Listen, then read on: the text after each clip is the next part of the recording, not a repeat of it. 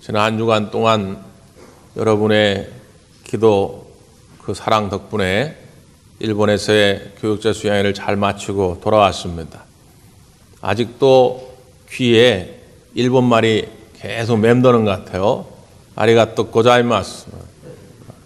일본말 가운데 제가 이번에 참 하나 배워왔는데 스고이라는 단어입니다. 일본 사람들은 뭐 이렇게 뭐 하다가 뭘 조금만 잘하면은 스고이 뭔 말인가 그랬더니 대단하다 뭐 이런 거, 잘한다 이런 뜻이죠. 그래서 우리가 수요일마다 히브리서를 함께 묵상하고 있는데 히브리서의 전체 주제가 뭐라고 그랬어요? 예수님 따봉, 예수님이 최고 그런 거거든요. 그러니까 일본 말로는 예수님 스고이, 예수님 참 대단하시다 그런 뜻이죠. 제가 이번 일본 여행에서 새삼 느끼게 된 것은 참 우리나라가 좋다. 우리 민족이 좋다. 기무치보다는 김치가 좋다. 이걸 새롭게 느꼈어요.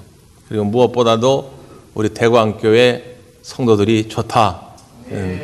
마음을 느꼈습니다. 우리가 늘 가까이 있기 때문에 그 소중함을 모르고 사는데 우리 옆에 있는 믿음의 형제들이 동역자들이 하나님 붙여주신 수호 천사임을 여러분 믿으시고 언제나 우리 가운데 하나님의 사랑이 충만할 수 있기를 간절히 바랍니다. 요즘은 가짜가 아주 많잖아요. 가짜. 이 진짜와 가짜를 구별하기가 쉽지 않은 시대를 우리가 살고 있습니다. 어떤 젊은 부부가 여름에 차를 타고 가는데 이렇게 과수원인데 수박도 있고 참외도 있고 이런 과수원인데 입구에 뭐라고 써있냐면 무공에 유기농 수박, 유기농 참외 이렇게 써있는 거예요. 그래가지고 내려가지고 구경을 하게 되는데 아니나 다를까 그냥 수박이 얼마나 큰지 말이죠. 아주 깨끗해요. 마침 주인 할아버지가 계셔가지고 할아버지 수박이 크네요. 그랬더니 할아버지가 가는 기가 먹으셔가지고 잘 안 들려요. 뭐라고? 아이 할아버지 수박이요 참 크고 먹음직스럽게 생겼다고요.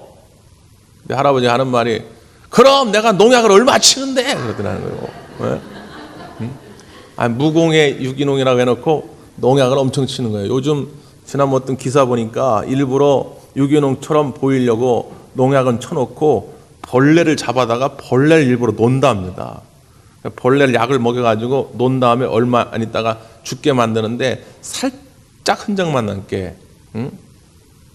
참 요즘은 진짜와 가짜를 구별하기가 쉽지 않아요. 우리가 신앙생활을 하는데 여러분 정말 우리가 진짜 그리스도인이 되려면 우리 안에 예수님만 최고, 예수님 따봉, 예수님 스고이 이 분명한 확신이 있어야 됩니다. 예수님 따봉, 예수님만 최고라고 하는 이 고백 이거를 우리가 다른 말로 표현하면 우리가 지금 팔복선언을 쭉 함께 묵상하는데 첫 번째 예수님의 복에서는 심령이 가난한 자는 복이 있다. 그 얘기예요. 심령이 가난해진다는 건 뭐냐? 내 인생의 운전대를 주님께 맡기는 거예요. 예수님이 최고니까 내 인생의 운전대를 돈에다 맡길 수도 없고요. 권력에다 맡길 수도 없고요. 내가 믿는 어떤 사람에게도 맡길 수가 없어요. 내 감정에 내 기분 따라 맡길 수도 없어요. 왜? 내 감정 따라 운전했다가는 마치 술 취한 운전자처럼 어디로 갈지 몰라요. 그러니까 나는 과감하게 내려오고 예수님이 최고시니까 예수님이 대단하신 분이니까 예수님께 맡겨드리는 상태 이게 우리가 심령이 가난한 자라 이렇게 이야기했죠. 그러니까 이런 심령이 가난한 자가 복 있는 삶이 된다는 거예요. 여러분 고민하지 마시고 여러분 인생의 여러분 마음의 운전대를 우리 주님께 확실히 맡길 수 있기를 간절히 바랍니다. 그게 진짜 그리스도인이에요. 근데 저 사람이 정말로 인생의 운전대를 주님께 맡겼는가 안 맡겼는가 헷갈릴 때가 있잖아요. 우리가 어떻게 알겠어요? 그 속에 들어가서 들여다볼 수도 없는 거고, 우리 하나님은 아시지만 우린 잘 모르지요. 그러니까 부단히 우리 삶 가운데에서 그 모습이 드러나야 돼요. 내가 내 삶의 운전대를 예수님께 맡겼다고 하는 것을 부단히 우리가 보여줄 수 있는 하나의 증거. 그게 뭘까? 그게 오늘 예수님께서 세 번째로 선언했던 온유함입니다. 온유함. 우리가 한 6년 정도 됐거든요. 6년 전에 우리가 이 똑같이 팔복선의 말씀을 묵상하면서 그때 제가 외우기 쉽게 말씀드렸는데, 우리 한 번 더 복습하는 차원에서 한번 해보십시다. 심매온의 극마화의. 그냥 하면 재미없어요. 중국말처럼 심매온의 극마화의. 시작. 네, 이게 액센트를 넣어서 해야 금방 외워집니다. 네. 심령이 가난한 자의 복. 애통하는 자의 복. 온유한 자의 복. 의에 줄이 목마른 자의 복. 긍휼형인 자의 복. 마음이 청결한 자의 복. 화평케 하는 자의 복. 자, 이 8가지의 복 가운데 한국 사람이 제일 좋아하는 복이 뭘까요? 바로 오늘 온유한 자의 복입니다. 왜 그럴까요? 온유한 자는 복이 있나니 뭐를 얻어요? 땅을 기업으로 얻어요. 뭐니 해도 우리나라 사람 땅이 있어야 돼요. 땅이. 우리나라 국민의 10%가 전체 땅의 90%를 가지고 있다잖아요. 여러분 땅 계세요? 여러분 땅 계시면 여러분 10% 안에 드는 거예요. 대단하신 겁니다. 이번에 홋카이도 가니까 북해도라고 그러잖아요. 일본이 이렇게 큰 덩어리가 2개인데 위에가 이제 이 북해도, 홋카이도가 있고 밑에가 이제 도쿄를 중심으로 한 도쿄도가 있어요. 그 위에 이제 이 북해도가 땅덩어리가 우리나라만 해요. 남한만 해요. 근데 인구가 500만 명도 안 돼요. 그러니까 그냥 널찍해요. 모든 게.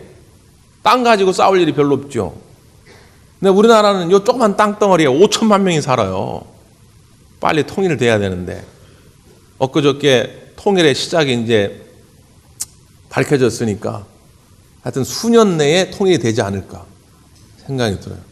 야, 지난주에 말씀드릴 때는 아멘 한 분이 한 분도 없었는데 남북 정상회담을 보시더니 그래도 오늘은 한 10분 정도 아멘 하시네.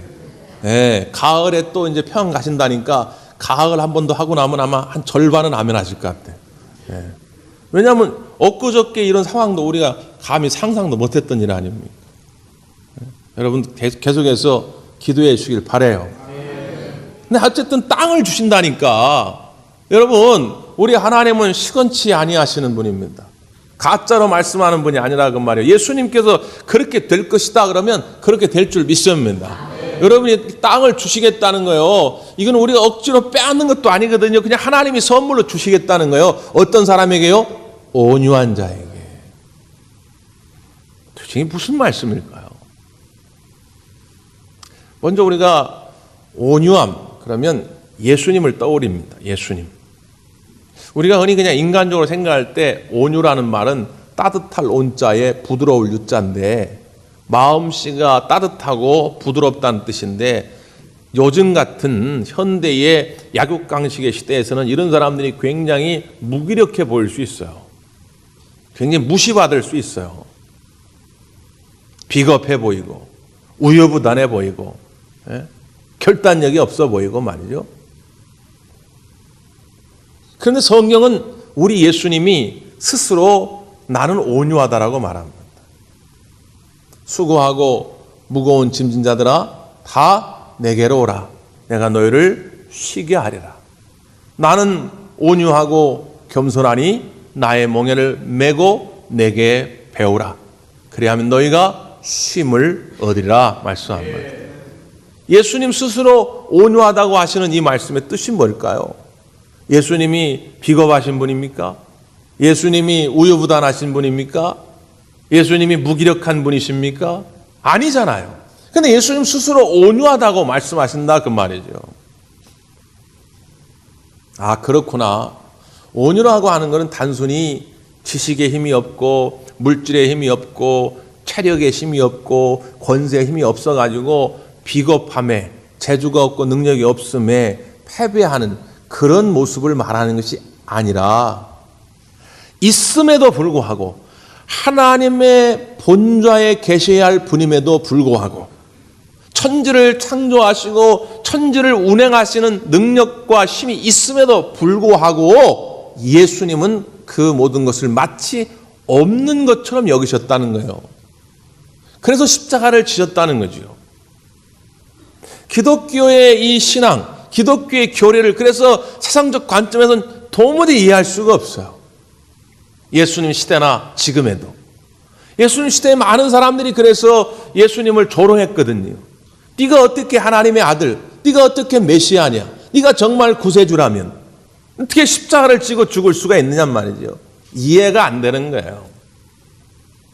그런데 결국 그 무기력해 보였던 십자가가 오히려 로마를 정복하고 세계를 정복해 한 것입니다. 로마에 가면 콜로세움 있거든요. 원형 경기장. 그것은 로마 당시의 힘의 상징입니다. 거기서 검투사끼리 혹은 사자와 싸우는 거예요. 싸워서 이기면 살아나오지만 지면 죽는 거예요. 그걸 로마 사람들은 보면서 환호성을 지르고 박수를 쳤거든요. 왜 그랬냐? 당시의 최고의 가치, 최고의 권위는 힘에 있었어요.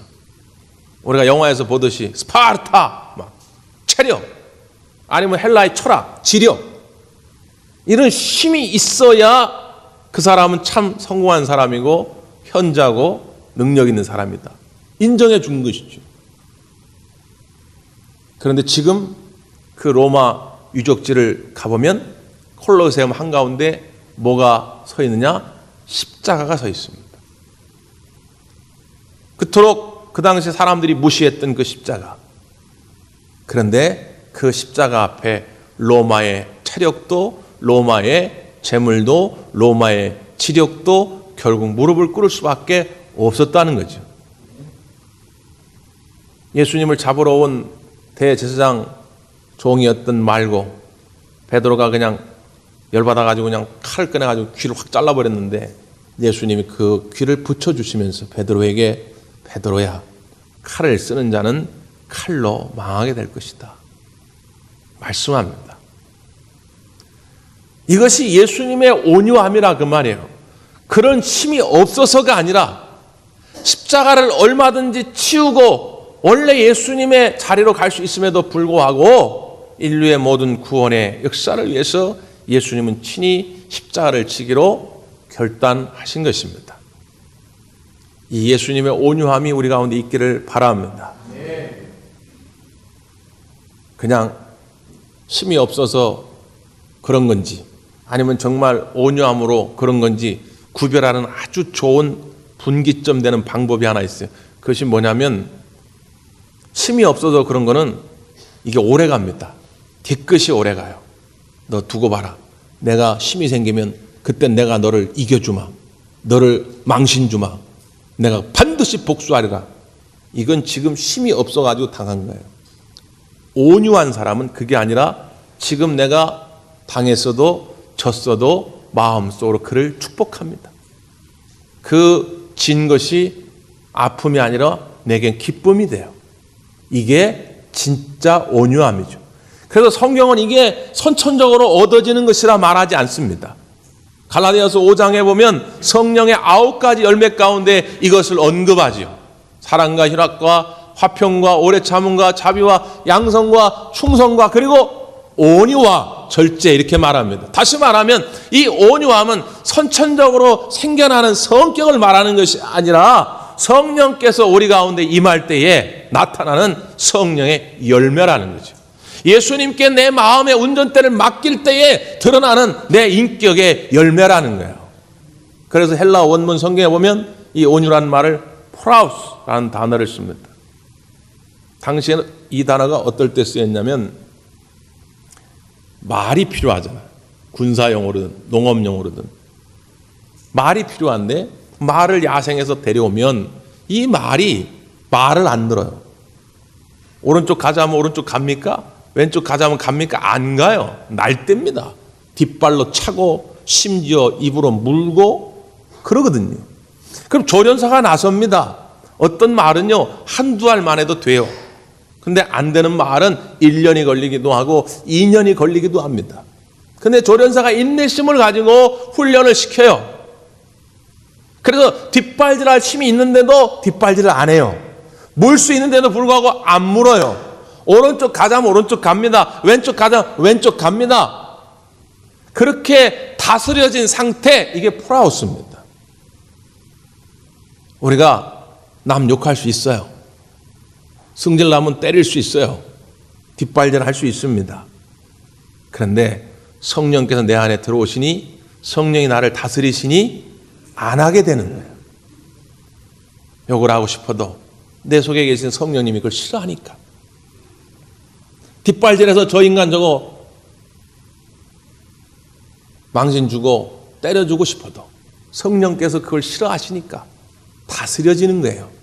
그 상태를 우리가 온유함이라고 말하는 것입니다. 성경에서는 대표적인 이 온유함을 보여준 인물들이 두 사람이 있어요. 첫째, 욥입니다. 욥은 하나님 앞에 온유했어요. 그는 당대의 큰 부자였습니다. 부족함이 없는 부자였어요. 자식이 10명입니다.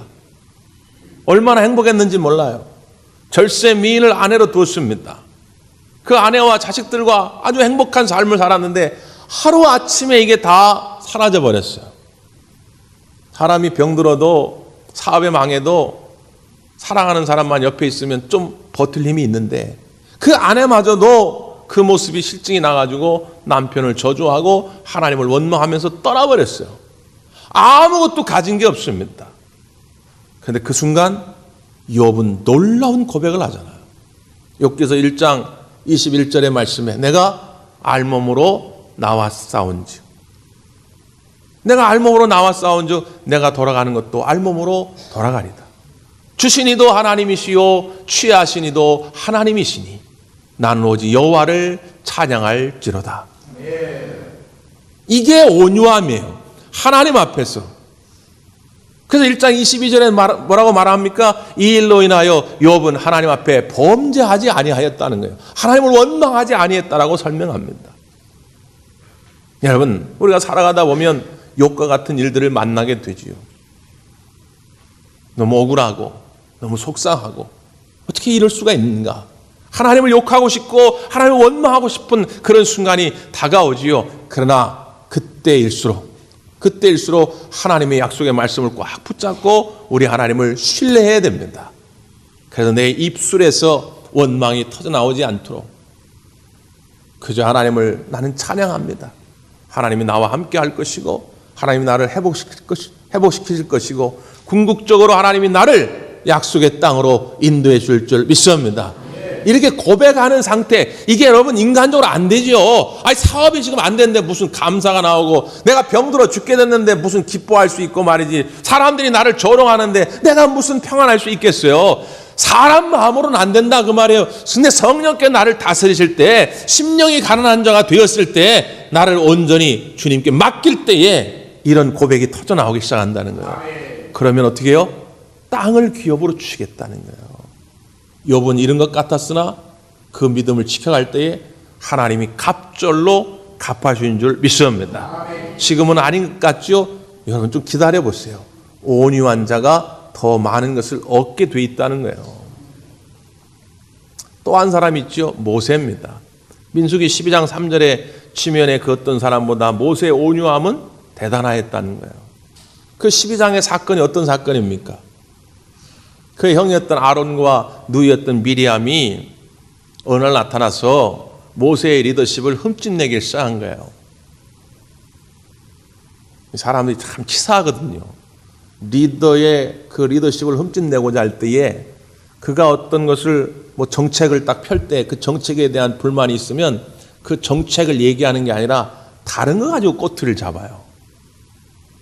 이 사람이 참 앞에서 지도자로 살아가는 게 힘든 게 뭐냐면 뭘 이렇게 잘하는 것 같아도 다 100% 사람들이 좋아하지 않아요.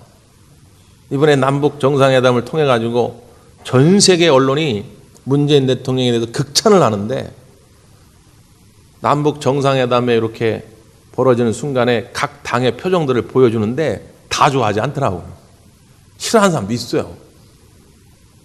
그러니까 이 모세가 출애굽의 대단한 역사를 이뤄가는데 다 좋아하지 않는 거예요.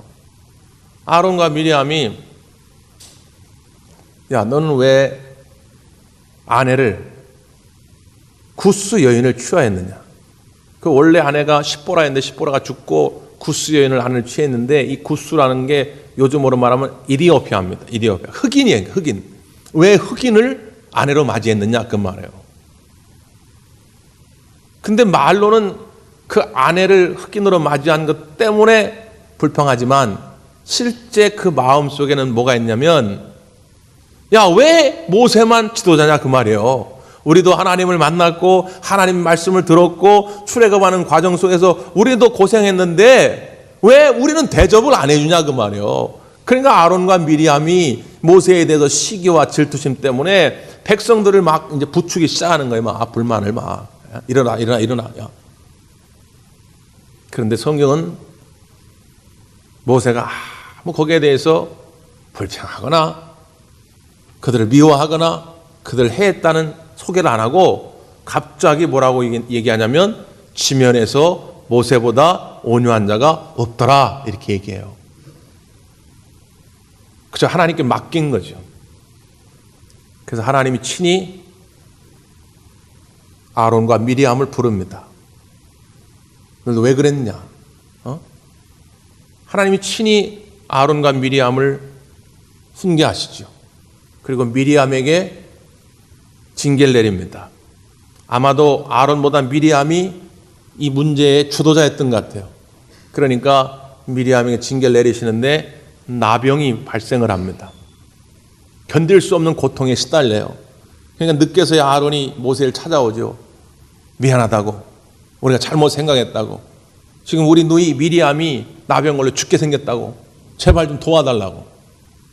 그때 모세가 하나님께 가서 하나님 우리 누이 미리암을 고쳐 주옵소서. 이렇게 구합니다. 이게 모세의 온유함이라는 거예요. 사람 마음 같으면 자기를 욕하고 말이죠. 자기를 못 살게 구는 사람 때려주고 싶은데 모세는 오히려 그를 위해 기도해 주었다는 거예요. 그랬더니 하나님께서 그 모세를 민족의 지도자로 계속 세워가는 겁니다. 오히려 모세의 권위를 더 하나님이 친히 세워주신 거죠. 교육학에 보면 하로우 실험이라는 게 있습니다. 하로우 실험.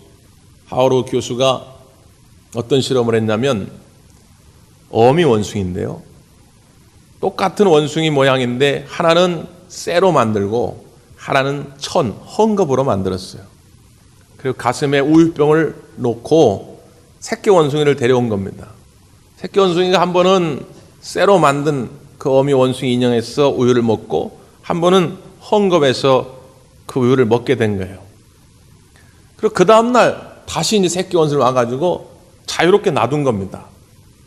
그럼 이 새끼 원숭이가 쇠로 만든 어미 원숭이한테 갔을까요? 천으로 만든 어미 원숭이한테 갔을까요? 천으로 만든 어미 원숭이한테 간 것이죠. 다른 새끼 원숭이로 교체해가지고 실험을 해도 열이면 열 다 천인 대로 갑니다. 심지어 우유 양을 조금 조절해가지고 이 천으로 만든 어미 원숭이의 우유 양이 좀 적은데도 불구하고 그리로 가요. 하로우는 결국 결론을 내린 거죠. 동물이든 사람이든 부드러움을 좋아한다. 부드러움을 좋아한다. 제가 첫 시간에 그런 말씀을 드렸죠. 앞에 심령이 가난한 자, 이게 뒤에 나오는 모든 것의 대표다. 심령이 가난해야 애통할 수 있고 온유할 수 있고 의에 줄이고 목마를 수 있다. 다 여기 포함되는 것이다. 뒤에도 마찬가지입니다. 심령이 가난한 자가 복이 있나니 그가 뭘 얻어요? 천국을 얻는단 말이에요. 천국이 그들의 것이다. 이게 모든 뒤의 것을 포함합니다. 천국은 어떤 곳이냐? 위로함을 받는 것이다. 오늘은 뭐라고 말합니까?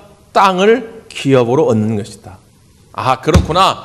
우리가 온유한 삶을 살면 당장 이 작전동에 땅 한 평 생긴다, 그런 의미가 아니라 천국의 땅이 생긴다는 거예요. 제가 목회를 많이 하진 않았지만 한 20여 년 해보니까 온유하지 못한 사람이 처음에는 그 심권세 앞에 사람들이 모이는 것 같습니다. 사람들이 인정해 주는 것 같아요. 그런데 오래 가지 않더라고요. 그의 땅이, 그 지경이 점점 줄어들어요. 근데 굉장히 온유하면, 이게 뭐 교회뿐 아니겠죠. 뭐 직장에서도 마찬가지고 일반 사회에서도 마찬가지인데, 부드러운 사람에게는 사람들이 몰려들기 시작해요. 처음에는 좀 어리석어 보이고 모자라 보이고 약해 보이는 것 같은데 온유한 자에게는 사람이 모여들어요. 천국의 땅이 점점 넓혀져 갑니다. 우리 예수님은 여러분이 지경이 넓혀지는 삶을 살기를 원해요.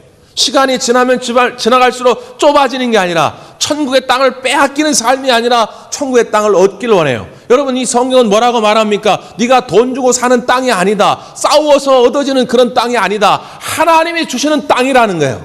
하나님이 줄 것이다. 너는 온유한 삶을 살아라.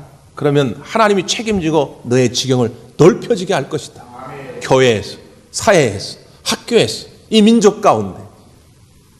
여러분, 이 주님이 주시는 귀한 복을 여러분이 누리시게 되기를 간절히 바랍니다. 기도하겠습니다.